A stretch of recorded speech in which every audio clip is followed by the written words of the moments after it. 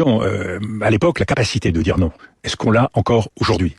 Ni prévenu, ni consulté. Qu'est-ce que ça avait changé à l'époque? Qu'est-ce que ça avait changé? Beaucoup de choses à l'époque. D'abord, ça avait adressé un message à l'ensemble du monde et à l'ensemble des pays du Sud global qu'il y avait en Occident des pays qui refusaient le deux poids deux mesures et des pays qui refusaient de s'écarter de la règle de droit. Et c'est ce qui a permis, tout au long des années qui ont suivi, de défendre un ordre international. Et ce qui a changé profondément, c'est que quelques mois après l'intervention américaine, j'ai pu prendre la direction, la tête d'une équipe avec les Britanniques et les Allemands pour engager la première négociation sur le nucléaire iranien, qui nous a permis d'arriver à un premier accord qui a conduit après en 2015 à la signature d'un accord global. Mais ce que je veux dire, ne sous-estimons pas la responsabilité des Américains dans le désordre qui a lieu aujourd'hui. Le droit international, il est foulé aux pieds depuis des décennies. Mais ce n'est pas parce que il y a des homicides en France, qu'il y a du narcotrafic en France, qu'on doit renoncer à l'état de droit. Enfin, il y a quelque chose d'absurde dans le raisonnement que vous exposez, qui est exposé par un certain nombre de responsables politiques, parce que ça reviendrait à considérer que, il n'y a plus d'ordre public, il n'y a plus de règles communes. Très bien, alors décidons tous de nous armer, de descendre dans la rue avec nos propres revolvers, et nous aurons une situation qui est proche d'ailleurs de celle des États-Unis, qui conduit au pire. Est-ce qu'il faut faire la politique du pire? Et est-ce que l'Europe,